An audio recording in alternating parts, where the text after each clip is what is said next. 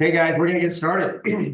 I'm excited for this. I was just telling Travis, it's like, maybe I should have like explained the buyer seller dance better for my marketing or whatever. It was like, was anybody confused? Like, what's the buyer seller dance? I'm Yeah. still not confused, but it's a super important class. It is. And so we're here, which is awesome. You guys are on Zoom. You can get a lot out of this. And I've talked to people that have heard this before. You know, you did it up at Lynn's mastermind groups. I've talked to Jeff and some of the guys that were there. And it's just like, oh my gosh, it was amazing. So we were able to get him in here and thinking us we're going to record it so we can share it with our other agents and friends that aren't here. But I met Travis at, you all hear me talk about Pitch 59 all the time. So I got invited.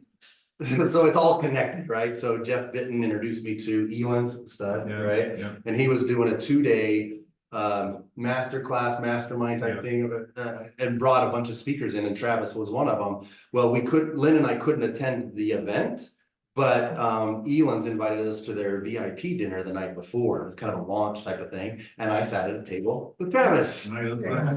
Yeah, so that's when we met and we kind of connected, and then we've had more conversations since then, and then this happened. So I'm excited about this. So tell a little bit more about your background and introduce yourself however you want to, and let's just rip into it. And I get it. Yeah, for you. and I get it. And Sandler's probably not familiar. Has anyone ever heard of Sandler before? Mm-hmm. Oh, you have. I'm surprised. Okay, maybe you. That's did. Eric though. Eric, you did. Yeah, you did the. We're not surprised. What is Sandler from your knowledge or your experience? Just education and courses. I mean, I've heard of it. Yeah. And coach. Which is true. And it really started with David Sandler, and he kind of realized that the way things were being done was effective, so we kind of flipped the script. And we're gonna talk about the basics of that around. So the confusing topic, buyer seller dance. Oh, I apologize. This is embarrassing. I haven't applied. I just love how much attention you bring to it. I'm like, well, I could make a decision. I could pretend like I don't know for an hour. Just look like you're. Yeah. I like break that. And give that a suggestion. Did you do that? I know. I'll never know. I will say that a lot of times pattern interrupts are an important part of what we do. So we can just consider this a really good pattern. I'm using it.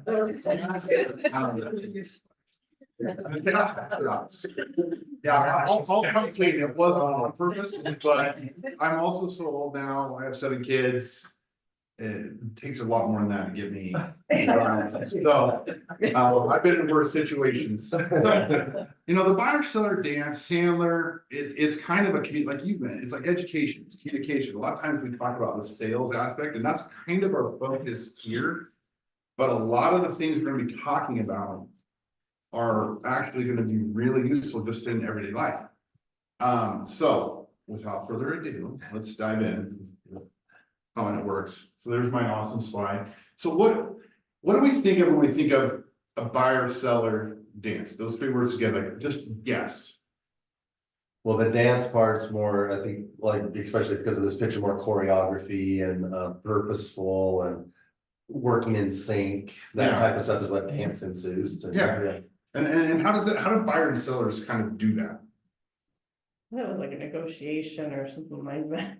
That's funny. Well, I think that's the first thing I thought too, Yeah. but now staying on the dance theme is why it's in the title, is more like somebody's leading, somebody's following, somebody's very good. initiating. Okay. So movement. and because of this, like our interactions with the buyer, a lot of times we are our own worst enemy. We do things and then we have outcomes and we talk about them all the time.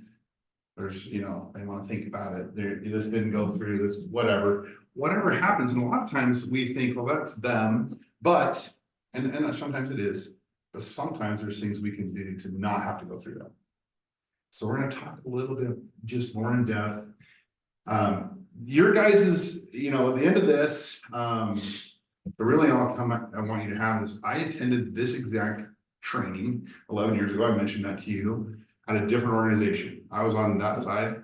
I took the little elements from it and I went and kind of rebranded it / stole it and applied it to the company I work at, and it was impactful to say the least. I mean, we 10x and then we 10x the next year. So it was like a 20x. It was pretty crazy.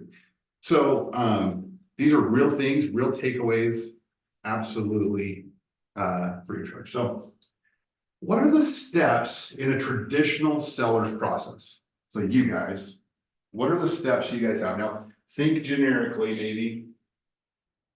Here's 5 steps.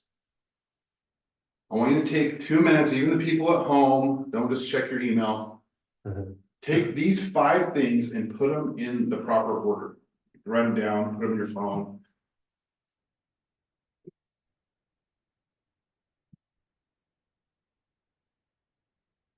Again, I don't mind if people take pictures also. I can just, oh, you have this, but anything in here you want further on, I can just send you a copy of it digitally, no problem. So what are what's the first one maybe? Conduct needs, yeah. Yeah. Okay, good. Let's just go to it. So let's see if you're right, Jeff. In my head, I am. Mhm. All right, I clicked it. There you Good. Which one was next? Wow. go. Present. Okay, good. Nice. Oh, I went too fast. No, I put. What'd you put? Handle objections next. How can you Okay. attempt to close if you haven't handled it yet? Well, why would they object if you didn't attempt to close? Cause your presentation. I like the way you're thinking. I like the way you're thinking. Maybe they had some stuff that came up in their questions. Okay. Anybody else agree or disagree with Jeff? Well, I'm gonna agree with you because you put it up. Yeah, it's his show, so there's a reason. Well, I don't, anything, there's no right or wrong, but this is. I guess it depends when the objections come up. That's true. If I'm presenting to you, I'm kind of like talking to you about like, in your guys' case, I'd be showing a house. It would be kind of strange if I didn't say, all right, well, let's buy the house. For you to start objecting before I ask.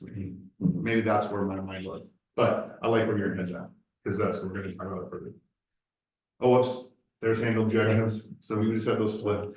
And the last one, Follow follow up, the dreaded follow up, right? I'll just follow up with you, that sounds so easy, but like, how much of our time? That's Now, that's my nemesis.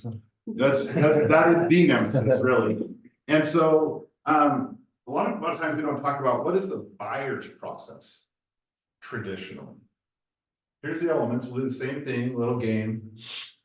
These guys can talk back too, right? Yeah, they can unmute themselves and talk. All right, somebody at home or out on a cruise or something. Which one of these elements, let's put these in the order, the proper order of what the buyer does.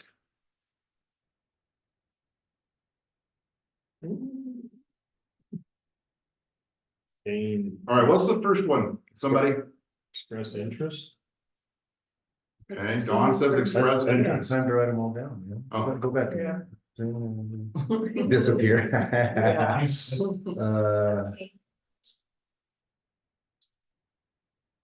Okay, so we have some obtain information. Void commitment, or no, excuse me, what did you say? Express interest, I okay, think obtain info. I would say obtain information. obtain information, okay, I would think the interest come in first, that's why they obtained information, because. okay, so let's see, that's what I have too, good. Express interest, so they think. If they create this, if you wanna get into it, like, if you've ever thought of this, they think we live in a 3D world.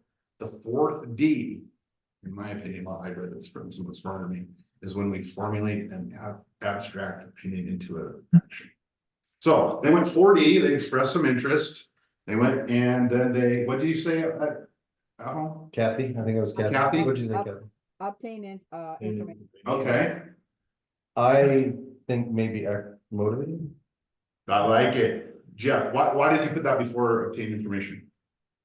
Because the interest kind of leads to excitement and stuff, and which leads to the pursuit of the information. It's like, if they weren't motivated, they have some interest, but if they're not motivated, they're not really gonna investigate and obtain it. Okay, Well, I guess excellent. act motivated. When you Yeah, call on act. the phone, like act motivated, They- and it's like, nah, I'm not really. And you think about that, Don, you actually hit on a really interesting topic. Come back to that, I'm gonna have putting in my mind to come back to you on that. Obtain information now is right, they're like acting motivated, they're like, hey Jeff, where do you think the real estate market's headed? Mhm. You know, really smart question. Then they maybe avoid commitments. So now they've got that information from you and now they want to do what? I need to. Listen to their neighbors and do nothing. Wow, there's a lot. They want to think about it, right? They want to like, I want to think about it. Plus my brother-in-law in, Illinois, he's a realtor. So I'm gonna call him, make sure that you're telling me the truth. And then they disappear. And here's how these go together. This is where the dance part comes. So they express interest. You're like, all right, you're interested. Let's find out what you're looking for. Seems reasonable. They're like, yeah, I'm excited about this now. Oh, I would love to have, back when I was building homes, travertine. And travertine's way out now though, right? They start telling about their dreams, their aspirations, and everything they want. You're like, cool, well, let's go look at some homes that have those things. They're like, thanks, appreciate the information. You're like, well, when are you guys gonna make a decision? And they're like, well, I really am interested. I don't want to pretend like I'm not interested, but I do need to think about it. Then you're gonna be like, well, you told me that this was important. Is that actually important? And they're like, yeah, and they either lie and get out of there, disappear, ghost you, and then you are now following up or chasing them. Does this sound familiar? Now, I've really made it simpler. There's other things going on, but this has been the life. So today we're going to go over ways, specifically two, but I'll put them in context of the whole modality. It won't get rid of this because people can still lie and break the contract that you make with them, but that's good to know, and it's good to know early. So I was going to go to RC Willie. Anybody been to RC Willie? Oh, yeah. So I walked in there, and the first reason we even went there was we decided we wanted to buy this couch. We found it online. And I walked into RC Willie, and what immediately happened? Got attacked. I got attacked. Okay, yeah. I mean, you're right, but what do you mean? A salesman approach. Yeah, and what did I tell that salesperson? I'm just looking, which is hilarious because we were there to look at that. So why did I do that? You're shy. Commitment. I've been conditioned as well. Mhm. This is my In this process. Why do you think this is my process as a buyer? You like buying things, but you don't want them sold. Yes, I think that's true. Mhm. I feel like, there's like this preconceived notion that salespeople are out to get you. Yeah, I don't want to get taken advantage Yeah. of for this, I don't know how I would think that. I'm almost elderly now. But we ended up looking at it. I asked them for some information. And we bought it. Now, so that doesn't exactly fit with the mold, but we were ready to buy it when we walked in, and still I was following this process. What was it about my feelings that made me do that? So why was I showing a lack of sincerity to this person? I was a pretty sincere buyer in this thing. Don't trust them. Was that You actually? don't trust. Yeah, I don't trust them. I don't know them. I have a fear. He's gonna sell me the couch I want. Yeah. Yeah, why would you do that? It's rude. So what are the analytics for protecting ourselves from basically being an unpaid consultant? So that we go back to this process here. And we get to the end, and we've actually done quite a bit of work, especially you guys. What's your guys' salary? 0. I'm assuming, unless Jeff, you're just living up so amazing. But so you're doing a lot of work for nothing, right? So how do we avoid being an unpaid consultant? I hope he tells. Yeah. Okay. What did you say? I hope he tells. Jonathan, I hope you know. He's like, How does that feel? I mean, it feels pretty bad, right? And we've all been there. I mean, my start of my career, I was in mortgages, so I was on the flip side of things. So we always have this joke, and I'm gonna tell it, but please don't be offended. So, there's a guy and he's talking to or it's actually Albert Einstein, and he says, hey, what's that person's IQ? And he's like, it's 280. It's pretty good. It's like, oh, cool, we can say, hey, what's all this stuff about quantum physics? And then another guy walks up to him, he's like, what's his IQ? He's like, it's 150. Like, oh, that's pretty good. It's like, how do we invest in the stock market? How do we like set up all these elaborate schemes? And then a guy looks up and he's got a 80 IQ. It's like, oh, great. What do you think the real estate market looks like? That was our mortgage. We were on the mortgage side. So it's like, we were like, locked up with you. But no, I actually want us to not be unpaid consultants. It's like, it's super critical, especially when your only resource you guys have is time. And then these people come in and kick tires. They're taking tons of your time. They're pretending to be interested in us, bless our hearts. We hope that they're sincere, right? And I got this person that's interested. So when we're looking back, sorry, I want to go back here to refresh your memory. Okay, look at how this goes. Who is leading this buyer-seller dance, this traditional dance? The buyer. The buyer. The buyer is, right? And when you talk about like, it's like a dance, like two people dancing formally, how does that work? Like if me and you were gonna dance, and I'm like, I'm gonna lead, what do you do? If you're leading and follow. You're gonna follow, right? So I'm gonna take a step, and you're gonna go the step I'm going. So the buyer is completely in charge of this whole thing. They get to decide when the information is exchanged, they get to decide when the process ends. And we need to take control. The only way that happens is we have to flip the script. So, couple philosophies here. Will you read the first one and tell me what do you think that means? This seems really surface level, but this is actually, I think, pretty profound stuff. What do you think that means? You're professional in the area and you need to know there's like stats and. I like that. Any other thoughts on that? You should know. There's like right or wrong answer more information. Yeah, that's what I'm saying. You should know more than they do. So I have a little story about this. I used to play a ton of basketball. I was actually a lot thinner and pretty good at basketball. And I used to play this thing called the hoop. And I remember this guy came one time and he had just signed a 10-day contract with the Portland Trailblazers. Anyone know what a 10-day contract is? So like there's bench warmers on a team.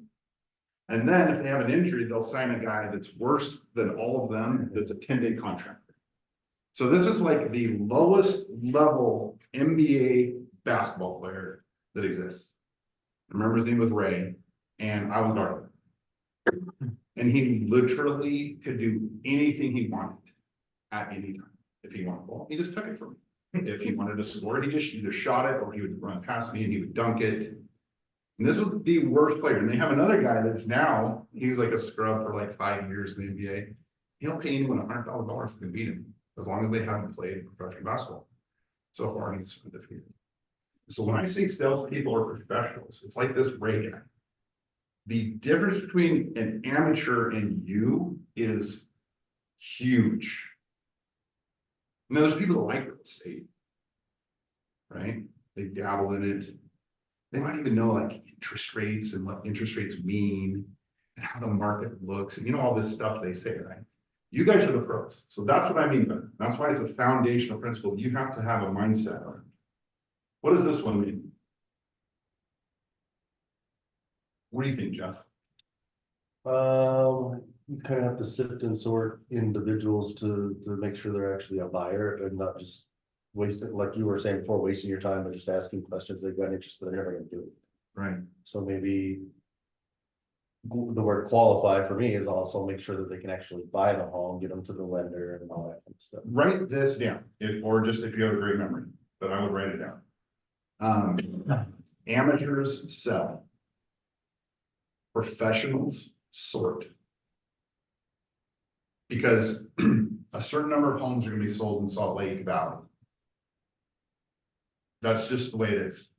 And now we can maybe get a bigger chunk of those, or maybe we can grow the pie by like being in having an abundance mindset, which I know Jeff does.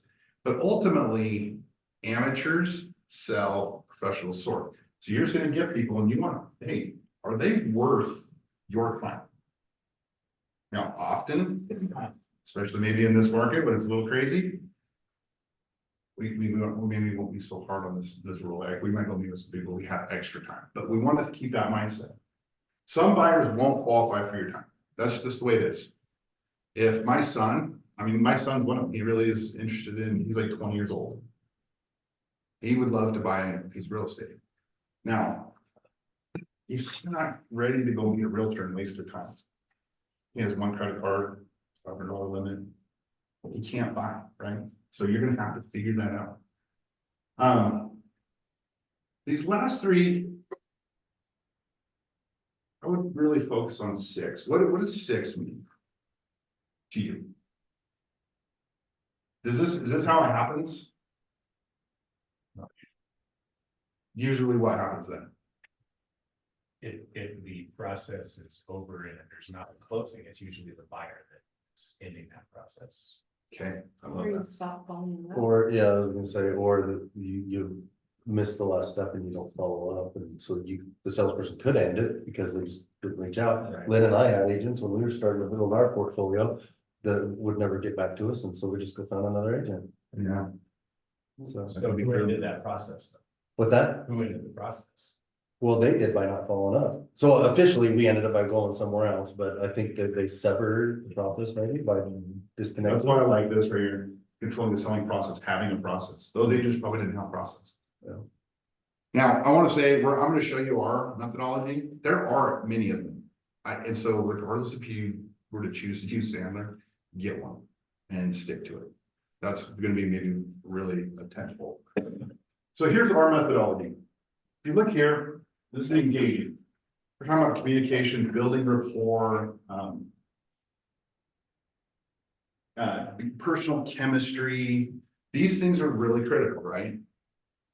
What do you do to transition from that to when you're talking about business now? We're going to go into that. We're going to talk about it. So I want to talk to you a little bit. This is going to be the one thing we're going to do after I kind of show the whole system. This piece right here. This is a game changer. Tell you a story about this. This is called up for a contract. My son, he was born drug affected. And so we didn't know what his outcomes would be in life, right? He's 8 now, so he still has a lot of room to go. But we were like, he could possibly be like handicapped because we got him at kids. So I have a picture, which I probably should include it now I think about it, but oh, that's not an actual simple cup. He was smaller than this. I have a picture of the hospital. I'm holding him like this. And I'm like drinking like a soda. So, but his name's Abe, and he wanted to get in a wrestling tournament. Now he's 8, he's never wrestled before, but the reason he wanted to get in a wrestling tournament was because he wanted a medal. And he wanted a medal so bad. Like you guys, no one in here, and me included, even understands what wanting something's like until you kind of have this little thing he has on his brain that he needed it. So we went, and I was really worried because he'd never wrestled before. And if you've ever been to a wrestling tournament, 8-year-olds, some of them are like college level wrestlers already, you know, their dads are been involved with it. It's like, so I don't know what to expect, but it was just at the Legacy Center, and which is the community center, if you're not around here. He shows up and he goes in and he just gets destroyed in his first match. So badly that he is screaming and crying. Because it hurts, his neck's getting twisted, and he's literally never done it before. This is the first experience. Well, he comes off and he's really upset because, well, he's already aware that he may not be able to win a medal. And that hurt, and he's embarrassed. He's like, I'm embarrassed because everyone's watching. So I used an upfront contract. I said, hey, you know, we're here. We have another about an hour and a half. And I really appreciate it. You're brave enough to come and do this type of thing. Your role is to just do your best. And my role is to like guide you and help you. And we can do that. Or you can choose to leave. That's one option. We can just leave right now and you don't have to be embarrassed. If you choose to stay, you're gonna have to wrestle more people. And they might beat you. So only you control is you staying or you leaving. What do you want to do? He stayed. The cool part is now he's had this mindset shift. He's in on his own accord. I'm not selling him on staying to wrestle. So he goes out and he wins. And then he wins, and he wins 5 matches in a row, and the 5th match was the kid who whooped him the first time, he had to wrestle him again. Then he goes to the finals and he lost, and he got 2nd. But he got him out, which was literally all he wanted to do. And I want to say that this communication style, we're gonna talk about it, how we get more business, make more money. But this is clear communication, provides clarity for people. People love to have clarity. And their trust levels will go up, and then they'll decide they want you rather than you trying to get them to like you. We're gonna talk about this. We'll really go into the pain step here. What is pain? Pain, I always worry about this because when I was initially introduced to Sam there, pain, I don't want to inflict pain, but what do I mean by this? Discomfort. Discomfort, a problem. Okay, what is, in your guys' world, what is the problem? Why would someone seek you out? Cause they don't know what we know. Yeah, that's true. Process. They don't know the process. Yeah, they're confused, uneducated, maybe. Maybe even think, why would they buy a house? Or they, yeah, why would they, the interest rates are too high, the prices are too high, I can't do it. More basic. I own a house, why would I not, why would I sell it? Why would I move? Why would I? Something changed in your life. Life event, right? Maybe I got a job somewhere, I had a baby. Maybe I've just been saving up my money, I want a bigger house, I have like, I wanna put a rope swing backyard, you know, into a pond. Those are gonna be what the things that we're talking about, pain, it's not giving in, you know, twisting their arm. It's really just like, what are the things that are making them show that interest?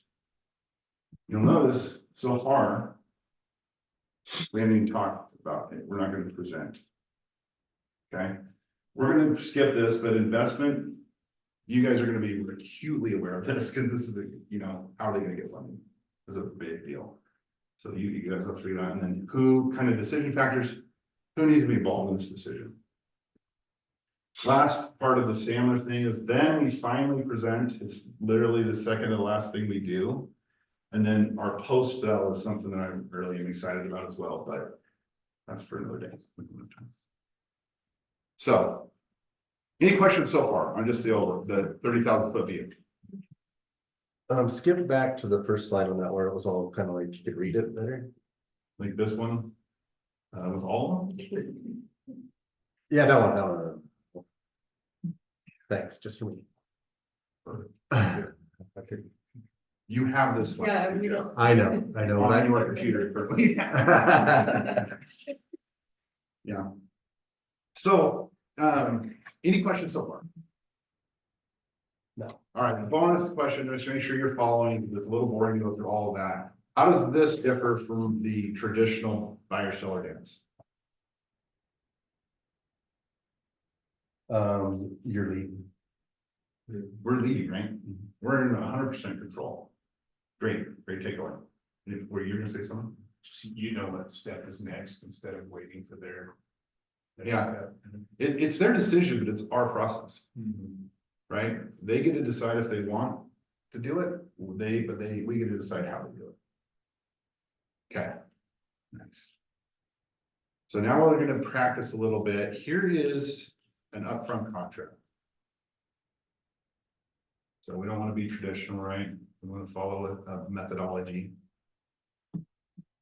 So upfront contracts it helps us diffuse bombs. What do I mean by diffusing bombs?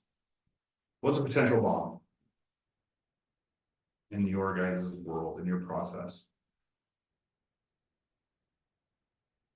They don't have the money. Yeah, that's a great one. So you get to the end and it's like, all right, let's buy this Yeah. $800,000 house. It's like, oh, great, well, where do I get the money? It's like, Or they say they have the money, then say, let's write it up, humbling. Oh, well, right, and at that point, when it's time to write it up and you find out they don't have the money, what have you already done? wasted your time. Tons of work, right? Yeah. Looking up listings, going and visiting them, your time, your effort, right? What's another bomb? You don't get along with them. Yeah, that could be.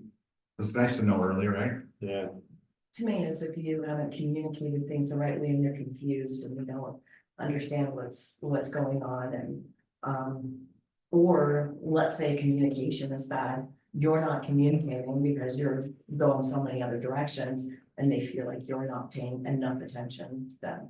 I like that, lack of clarity, so they don't really trust you, so then they might even have multiple people helping them, right? Like, well, I'm not loyal to Jeff because I'm confused.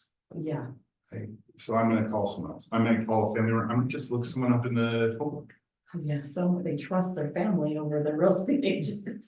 Right, which is hilarious. It's kind of like if I had my toilet's leaking and I call my like 70-year-old mom. Yeah.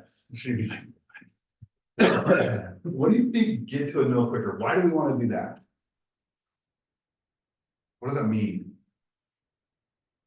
Well, Leverage 3 times. just like that says, it says he wastes less time. You get to the no quicker, you can just move on and In Don's Concentrate. situation, you just ask for proof of funds and they never give it to you, so. so you're done. Yeah, how do you do it until I see proof of funds? Yeah. Do you do that before you go and work with them? Most of the time, yeah. Good. This would. When they say they're a. For sure before writing. Long story, but yeah.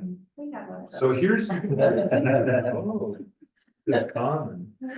Was it a WhatsApp text?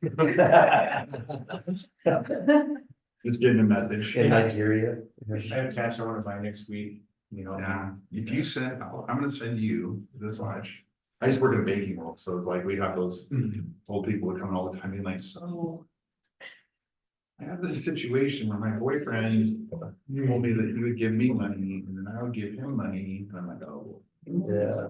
Yeah. Okay, it doesn't show up super big here. I want you to write these elements down or take a snap or something, but an upfront contract includes all of the things on the left here. We're gonna show appreciation. We're gonna go over the purpose of the call. Now, the call isn't, I'm not saying necessarily a call, it could be a meeting. But every time you meet with someone, you're gonna do some version of an upfront contract. I did an upfront contract at the beginning of this meeting. Did anyone hear it? Good. Oh, we You already shouldn't know. reached. You shouldn't notice it, but I told you thank you. I talked about the purpose. I talked about kind of what your role was. I talked about my role. And then we talked about time. And then the outcomes is the most critical piece. The outcomes is the piece that provides the clarity. So it works something like this. Jeff, I really appreciate you meeting with me today. We scheduled an hour for today's meeting. Is that still gonna work for you? If we get to an hour, and it goes a little long, we're having a good conversation, do you have a hard stop? Yep. You do, okay, I'll make sure I respect your time then. The purpose of today is we're just gonna basically, I wanna find out about your needs. I know this buying this home is a big deal. And so I might ask you some questions, maybe some funny questions. And your role, I wanna make sure that you push back. If you feel me going down the wrong path and you don't feel like I'm serving your needs, are you okay to tell me? Okay, great. I want to make sure that I hold you back because you're in charge. Now, a couple things could happen. One, as I'm asking you questions, I might find that I'm probably just not the best resource for you. You know, sometimes that happens. If I find that out, are you okay if I tell you I'm not gonna be able to help you? Yep, absolutely. Similarly, you might even get to the point where you're like, I think this is the right fit for me. Are you okay stopping me then and just telling me no, kicking me to the curb? Great. Now, best case scenario, we have a meeting and we really hit it off. It looks like I'm gonna be a great resource for you. The next step in our role is ... So now you would say, what is your guys' process? Do you have your initial meeting with them? That would be one upfront contract. So you meet with someone, you have their initial meeting, you find out what kind of house they're looking for, I'm guessing. What is that next step? Then you're just gonna tell them, all right, the next step is we're going to find 10 homes. We're gonna meet next Thursday and we're gonna go see them. Or whatever the next process is. I feel like that's important because, in connection with what you're teaching, you're leading them because most people need you to guide them. So when you say it more direct like that, this is what we're gonna do next.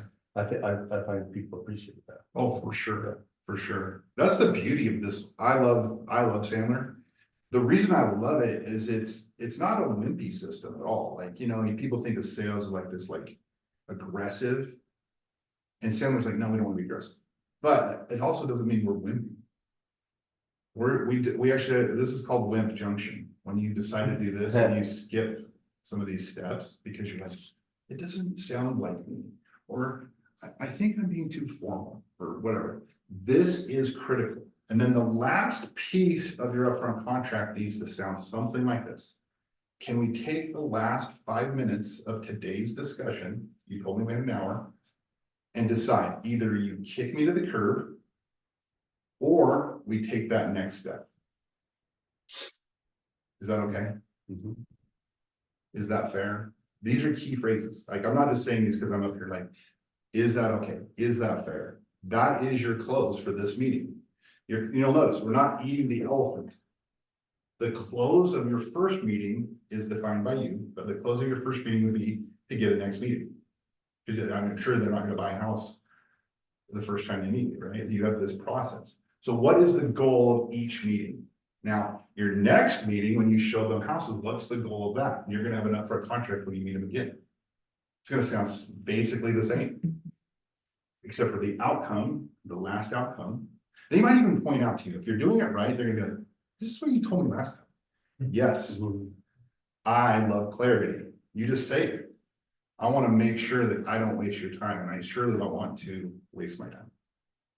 Again, now this is a philosophy in Sandler called equal business stature. When I say that, how are we related? We're equals. Now the buyer often feels like the buyer is always right, et cetera, and they come in with this disparity in business stature. So when we do an upfront contract correctly, and we do it every time, every single time we're setting it that we're equal. We are professionals. We're like, maybe we're even better than that 10-day contractor, right? We're LeBron James, we're Kobe Bryant. We are here and we're the best. You're never going to want anyone else, but I want you to look. That's the type of attitude we have to have. And so when we do an upfront contract, every single step needs to be touched. Okay. I don't know if you know. Appreciation, easy. Purpose. You're going to define really key phrases. What is the purpose of your meeting? Tell me some things. Who are we meeting with? What do you mean? Let's say you have your initial, let's just keep it simple, your initial meeting with a prospective buyer. Find out what their needs are, see if you're good match to work together. Okay, so hey, the purpose of the meeting is to find out what your needs are and see if we're a good match. Simple. What's their role as the buyer in your initial meeting? Don't lie. You show, that would be a great one. Someone like Jeff has good charisma. That's excellent. Elevate it as high as you can in your own personality. Your role is don't laugh, don't lie to me. That's a great one. What are they gonna feel when you say that? They're like, okay, this guy just gave me permission to really be. Permission to be doing it. And you want that. You don't want that old system where they're like, oh, I'm so excited. I'm still so excited. I'm never talking to that guy again. Meanwhile, you put them in the CRM and you're like, okay. Oh my gosh, and my wife about it. And we're gonna look in like the JCPenney catalog and look at some dream toys that we're gonna give in. That's That's another thing on that line is when you're asking them not to lie directly, or just like be upfront with me and so I can help you best, whatever. You're also conveying that you're not gonna judge them. yeah. You know, because some people are like, I don't know if I can buy or not, or whatever, they're kind of investigating or whatever, so being non-judgmental about it, I think to relax a little bit. So, Yeah, help them, help them relax. I mean, yeah, so that's cool. Okay, so your guys' job is gonna be like, you guys might not do it the same. So you need to think before your meetings, like, what is the buyer's role in this meeting? And then tell them that thing. And then what's your role in the initial meeting? What's your role, Dawn, when you're in your initial meeting with a buyer, prospective buyer? make sure that they're able to go forward if they want to go forward.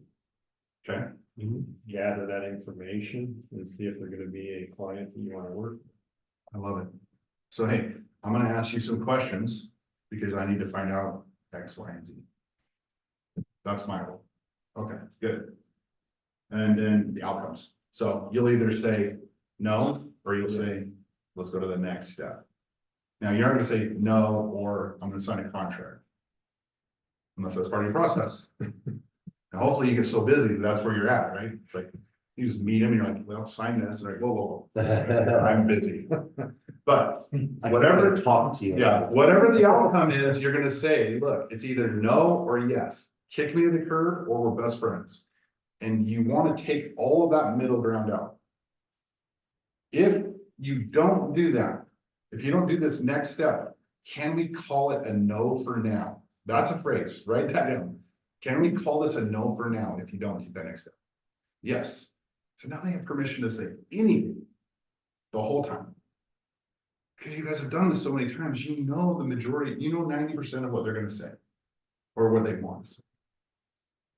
So you're just gonna get it out up front. And then you have one meeting with people that say no instead of 4 meetings that are all over driving around using your time. Okay, any questions on the upfront contract? Literally, maybe the most influential thing that if you start using this exactly like it's written here, I promise you, you'll 2x your close rate. I mean, you get what you pay for, so I'll guarantee your money back. But for real, in my personal experience, this was the #1 thing that really, I work for Mountain American Credit Union, so we went from 100 million a year in lending to 1.2 billion in about 7 years. And then this was the key. People sit down at a desk. Hey, thanks for sitting down. It's gonna take about 20 to 30 minutes. Your role is to answer my questions. If you don't want to do anything, just tell us. If you do want to do something, this is what it looks like. And this was the framework that made billions of dollars of lending. So, Point to that, I got my home loan through Mountain America, trying to get it through Zion. They kept dicking me around. And finally, I never go back to Zion for Mountain America. 2 days it was done. If you could answer questions, yes or no. Where Zion, we need this, on and on and on. For 2 months, we messed around. so we built solid processes all the way through. Right. Yeah. Because I stole this shit from somewhere. I really did. Yeah. I really did. Some of that stuff is, I have to give credit, that's some of that process stuff is from different sources. But I know what you're talking about. And I knew the person who did it. I got a yes or a no, and that's all I want. Yeah. I didn't want to be led astray and keep doing stuff. Okay. All right, here's perhaps the most fun time. I'm a little blind, so I'm gonna go with it. Oh, you got plenty of time. So, qualifying, and I hear Don wants to get to qualifying right away, because and some of this stuff is like, this is gonna be perfunctory if we do this step correctly. Okay, so if we're really investigating the pain, the reasons, then this stuff will kind of just fall in line. You'll figure that out instantly, pretty easily.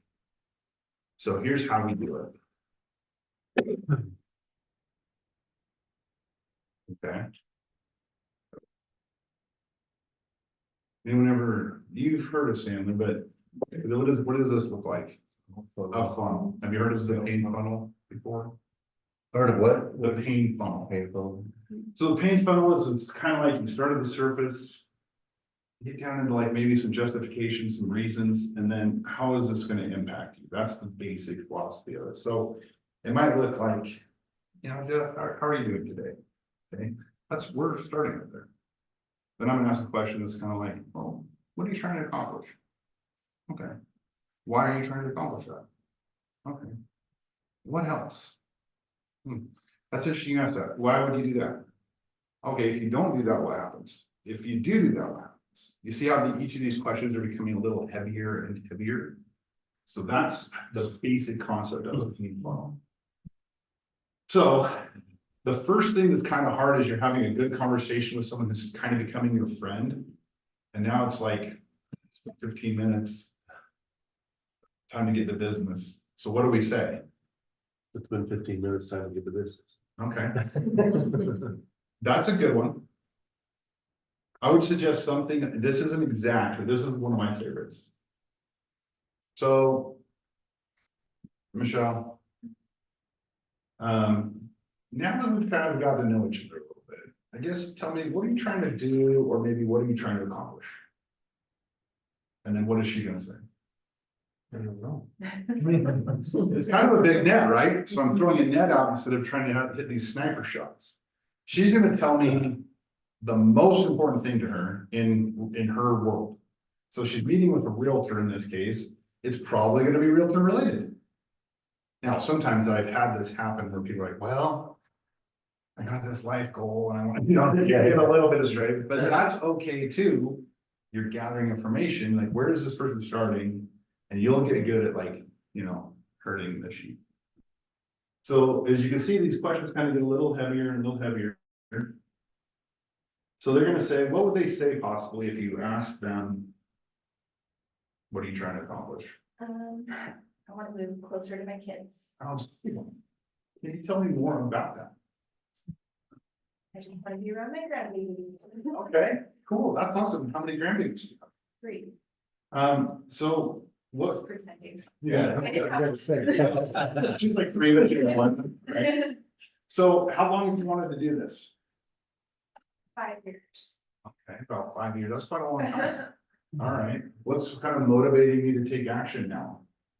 Getting older. All right, They're growing up. have you tried to move closer in the past? No. All right, what would be the financial impact if you were to move closer? I wouldn't have to drive to see them, and they would be more available to me. Okay, would you be looking at maybe leveling up your home, or are you kind of maybe downshifting? Downshifting. Okay. Who else kind of wants to do this? Do you have anyone else that needs to know about this decision? He's sitting right away. Yeah. Yes. Oh, I made up story. She had me convinced. Do you understand? Do you see the point? I basically read these questions. How did that feel as I talked to you about that? Smooth and easy. It's pretty easy, Yeah. right? Do you guys ever meet over? But you had to be the- specific too. It was Yeah. like, I liked it because it was just like kind of getting to the real point, instead of just having conversation. And if you'll remember, this goes hand in hand with the upfront contract. What did I tell you in the upfront contract? You're gonna ask questions. That's like literally my whole role. My whole role is I even like to add something like, they might even be funny questions, or they might even be weird questions. I like to put that in there. Because sometimes, especially your guys' world, you might have to ask some funny questions, some weird questions. Like, what if they're divorced? Mhm. Well, okay, let's navigate this. This could become a bomb. Or if they're divorcing, right? This could become a bomb. Let's figure it out now. Like right here. Who else needs to be? Well, my ex. Okay, tell me more about that. Well, divorce is final, not till June. Okay.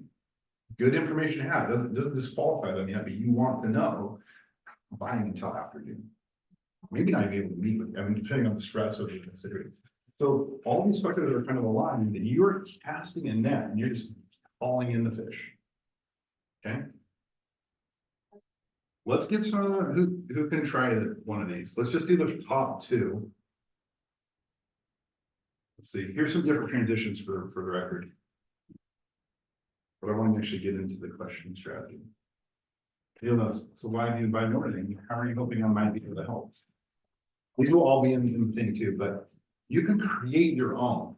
Like, I want to be clear, like, it's not a script, but on the other hand, memorize it. Have you guys ever heard of Shu-Ha-Ri? It's this like change management technique that comes from Asia. With the Marchant. So it's 3 words, Shu-Ha-Ri. Shu is when you initially start down the journey of martial arts. I don't know martial arts, but I love this concept. And so they're like, do it exactly like I tell you to do it.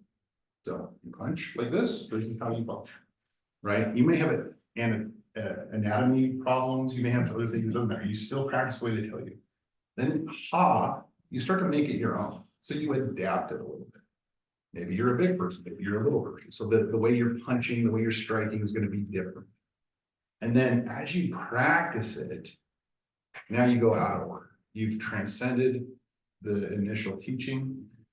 The typical phrase would be the student has become a master, right? And that's very similar to any, not just the Sandler methodology, but if you guys really want to have a good methodology, write it down. If you're on, I would, if you meet with people on Zoom, I would have a script there. Now, don't read it. I'm not saying that, but also read it. I'm also saying that. You want to have this, you know, where am I at? Where am I in the sales process? Did I ask all the questions that I feel like I should have when I was thinking about it? Not emotional. We always get in, when we're in the heat of the moment, we get emotional. And we skip steps. We're like, oh, I can tell by his face, he's in a rush. So I might start skipping some steps.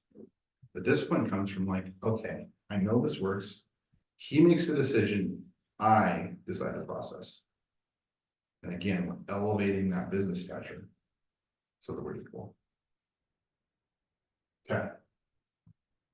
Let's get a practice. I forgot to put this in here. This is actually an awesome one though. Yeah. What do you think this means? People buy emotionally and justify their decisions intellectually. After they buy, they'll justify it. Yeah, after they make the decision, yeah, they try and like prove how smart. Yeah, exactly. I guess So you Except can for actually, why. She wants to remodel everything when you buy it. well, you know, they can actually see in your brain, if they hook up the little patches on your skull, that when people make a buying decision, it happens in their lizard brain. That's where the decision happens. Now, the lizard brain is interesting because there is no cognitive thought in there. It's 100% emotions. So like language, logic, all those things that they don't have. Now, as soon as they make that decision, which in this case, I think it was like, should I take that snack or something? As soon as they made that decision, then the front of their brain would start firing.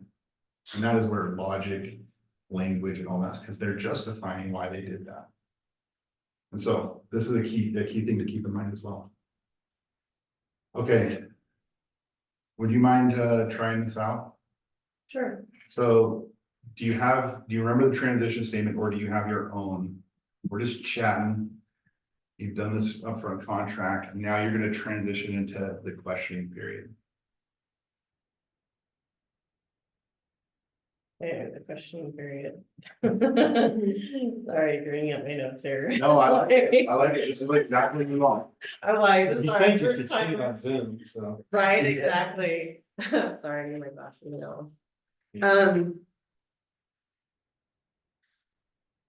So I've already talked to them and I'm just showing up kind of thing. You've actually kind of built a relationship, had some bonding rapport, Okay. and then you did an upfront contract where you defined all our roles. Okay. And you told me, look, at the end of this, you're either gonna kick me to the curb or you're gonna say yes. So it's the slide when he was Okay, saying, so- hey, we sat around talking just BS and shooting the shit for 15 minutes and stuff. That's the transition to like what you say to get back on. Okay, okay.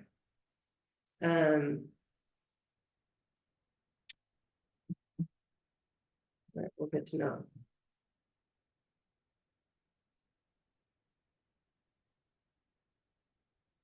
So I think that's probably where we would start, right? Like what kind of brought you, or let's see. Here's some examples. So what are you trying to do? Okay. Yeah. Why you invited me over today? Like what? Okay, yeah, Okay. I'm actually looking at buying a house. I would like to buy a rental home. To make, you know, I don't think I'll make a ton of money right now, but I'd like to buy. Okay. Yeah.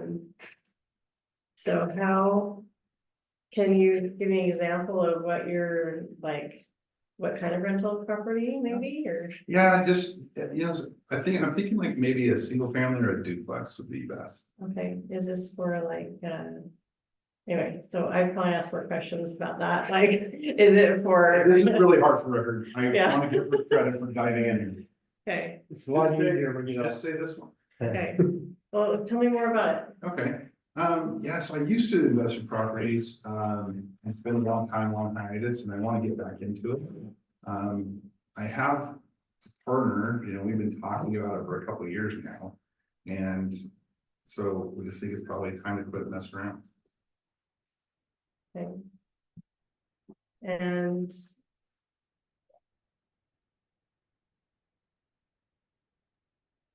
What have you, All right, yeah, you did great, you record. okay. Very good.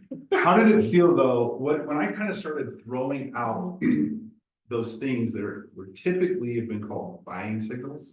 Right. So there's a lot of buying signals, right? What did you want to do? That's probably a good question. What do you want to do? That would be a good question. Well, what did you want to do? What, like, why are you asking me that? Sorry. See if I can go back fast enough. Well, Well, remember on because- the traditional system? When someone says, hey, I'm really interested in buying a house, what do you want to do?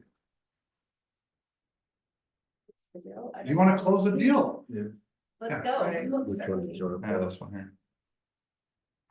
Think. Oh, wait. Okay. Right. Wait, that's buyers. We wanted to, you're close though. I'm close. Okay. We immediately want to start doing this. This is a natural thing. Right. So you kind of did the needs analysis, and then as soon as that people give a couple things, we want to start solving. And a big part of what I want to really have you guys take away from this is like, this should be a quite long conversation. It's a huge investment. It's a long sales cycle. 1 hour could be too short. And that whole hour should be, according to our front contract, us finding out about that, which means we have to ask a lot of questions. Does that make sense? No, it totally does, yeah, because then you can get to the real root of why they wanna buy the investment property. Don't raise your actual hand, but how many people have had a 15-minute or less needs analysis with someone who's been thinking about investing $700,000? Just your internal heart hand. I mean, it's happened, right? And we think maybe we're even doing them a favor because maybe they're in a rush and they don't see the value in really talking to you. They just show them some houses, give me the paperwork. And again, going back to that list of 6, the mindset ones, you guys are professionals. Demand they spend time with you up front, and it will save you hundreds of hours on the back end. Your initial meeting should be long. You guys define what long is, but it should be longer than what you think. And it should be almost 100% not about what you can do. It's about what they want. So is this an in-person or a phone or a Zoom or a I'll different? tell you what, I'm old-ish. Not as oldish as me, but. Exactly. Yeah, actually, we used to actually talk to people on the phone and stuff, so. But I used to be pretty against like Zoom. I actually like it. People are, first of all, they're getting into it. I can have my notes. We can follow the process a little bit better. There's less distractions, etc. So your choice really. But in person or over Zoom, I wouldn't do a phone. I like to see people. So And you just, if they can't meet, reschedule. If they get on and like, oh, I forgot I have a meeting in 20 minutes. Oh, that's, I totally get it. You are a busy person. So am I.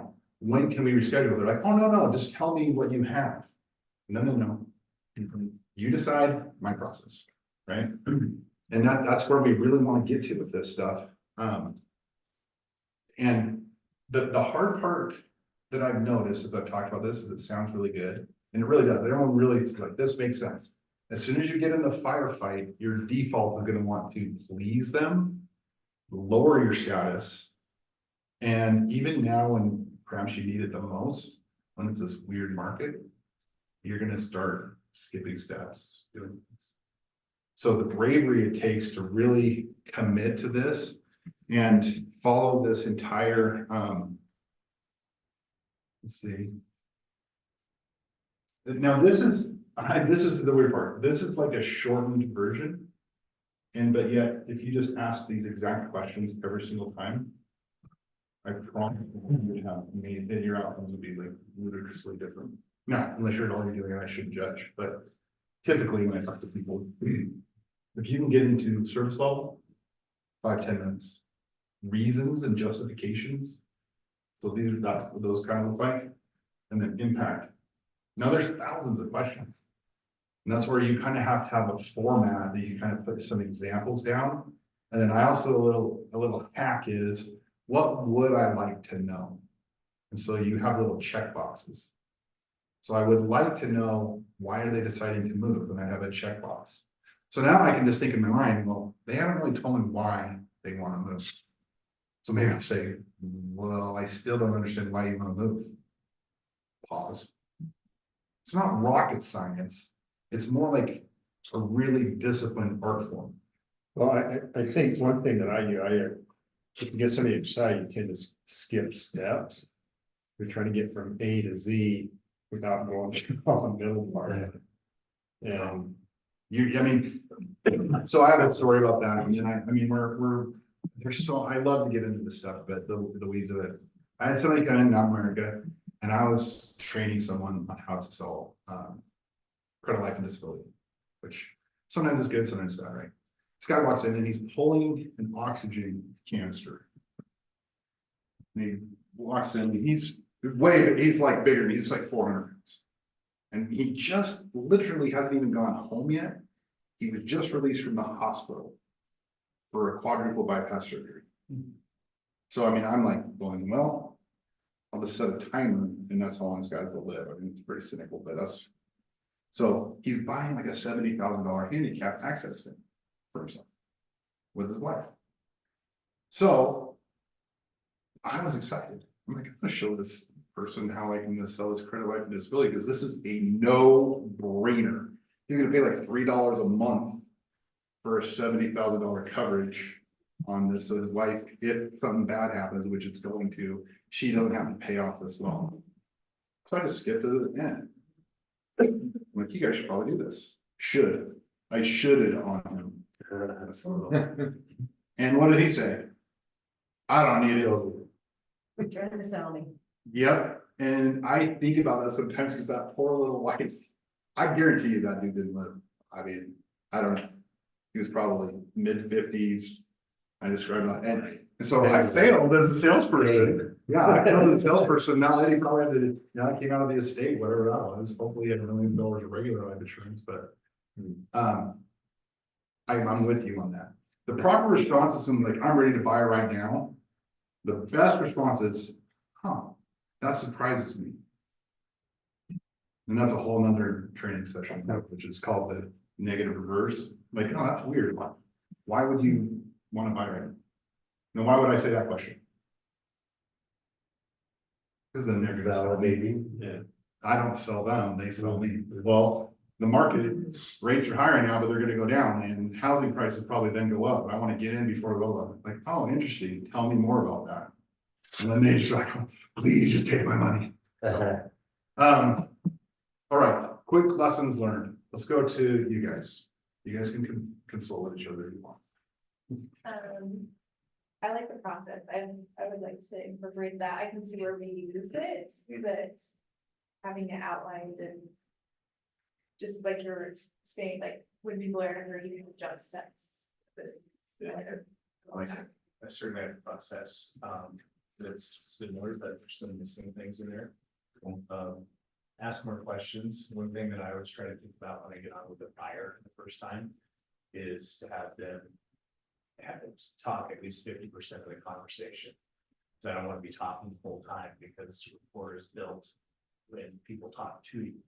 So the more they talk to me, the more rapport credit I get, because that's how it's built. So I try to ask questions from them.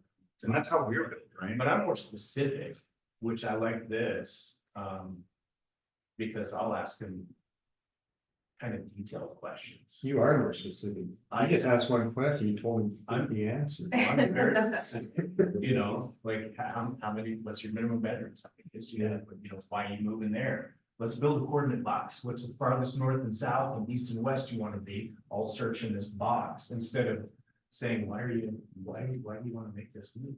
So that was my takeaway. It's like, And that's why it's called a phone down here. yeah, because I jumped in. You know, and another thing too is to be aware of who you're talking to. If you get into the weeds with me, I'm gonna be bored. Now, there's other people with different personalities. We use DISC for us. Right. But if you have assessments, like try to like eyeball people and be like, they're tapping their foot, they're ready to go. All right, let's get we'll keep it a little more vague, let's figure this out. And then which of the spouses is gonna be more astute? So they're gonna really wanna have checklists and like features and all this stuff, and this, the guy's like, just whatever.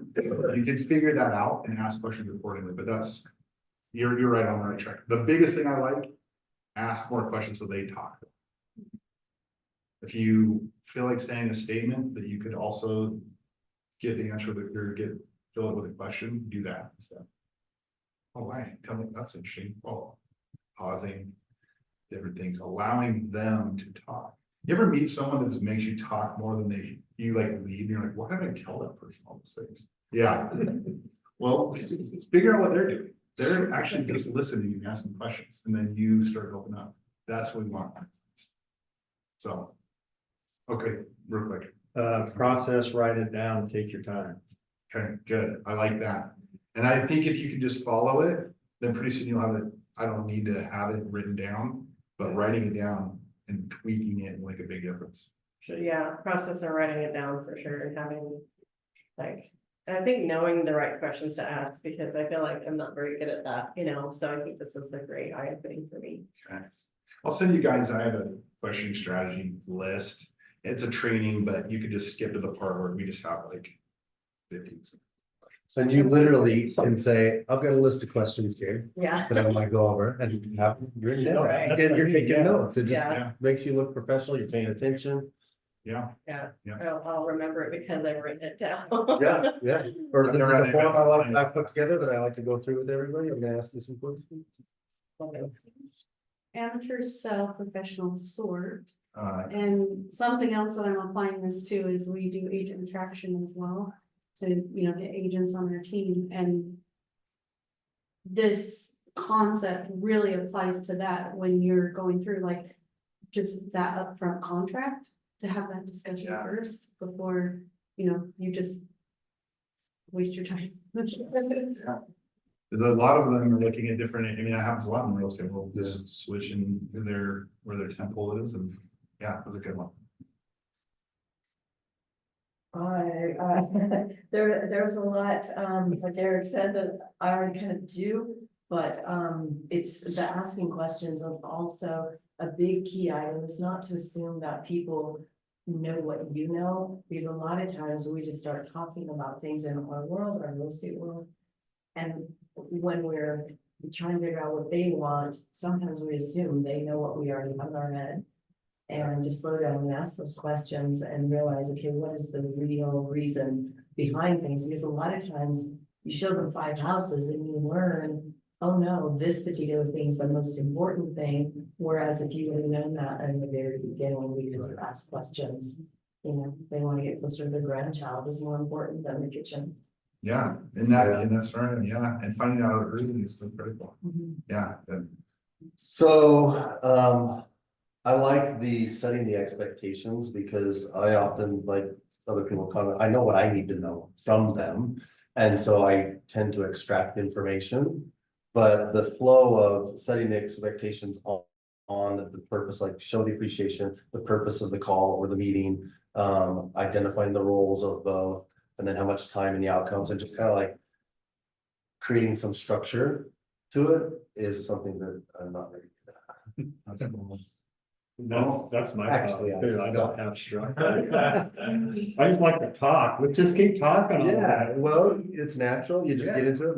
Let's talk about it. Let's get to the point. But it's not formatted, right? Right, And yeah. so that's something definitely that would make it go quicker, smoother, to the point, and then you can chit chat all you want. So what is it that's something that is in RC Willie? So we walk through RC Willie, we know exactly what we're gonna buy too normally. But why is it that we pass up to people that are trying to help us and we wait until we find or we decide, what has that one person done? That makes us then finally tell them what it is that we really do want. Because we could have told this person at the front door or this person halfway through. What is the key thing that person has that we choose that? I mean, I think it almost the correct answer, in my opinion, is almost too vague, but we've all been hurt as children in our relationships. And it really is a psychological thing that we don't trust that person. Wow. See, I go into RC Williams and say, I want this, show me 4 of these and I'll decide. And you say that to the very first person that talks to you? Yeah, I don't care. You don't care? No. That's Don, he's special. I think some people. But I know what I want before I get there, so I don't wanna waste my time or his time, cause I don't like shopping. Yeah, You want the Oh, right same, person. if I go shopping for clothes, I know what I want, I'll go in and out of stores about 100 miles an hour. But you want the right person that's going to help you discover what it is, other than someone who's just gonna sell you because you can tell they just want the best well, for you. consider this though, I don't even know if it's the right person, it's like, oh, I like this salesman better than that salesperson, because if you think about it. What he had said, when you make a decision, then you try and justify it, so maybe people are going in there, it's like, well, I know what I want, but I better see what else is here, maybe just to make sure. And they want a window shop without a salesman convincing them. Well, to actually, I change their did that mind. with REI, I got what I wanted, and then I started wandering around, I Yeah. said, can I help? I got what I want, I'm just looking now. Yeah, so after you Don't bother me. get, but on the flip side, after, if you want to just look around before you go get the couch that you want, maybe you wanna do that in private or wherever, and then to Lynn's thing, it's like, okay, I'm kind of satisfied that Chris, yep, that's what I want, where's the salesman? That dude, proximity, he's right there, I want the couch. Right? But on the other hand, if you got 10 salesmen sitting around talking, Just go. and you get wander one. around, then you get ticked even more, because none of them are helping. Yeah. Yeah. It's like, you guys wanna make any money today? I'm here to Dude, buy I you. see you. Super cool. Anybody, that was good, good. Marina, you still on Zoom? You have any questions or comments or anything you wanna share before we wrap up here? No worries, she's on Zoom without the video because she's doing something else, so that's all good. Travis, thanks, man. That was really good stuff. We're gonna stick around here for a little bit afterwards, so Marina, good to see you. No, appreciate it. No, that's awesome. Okay, Good so are stuff. you going to share this, like, It's shared. oh, okay, Call me if you need anything. Yeah. well, that's right. 'cause And you have then, the video. actually,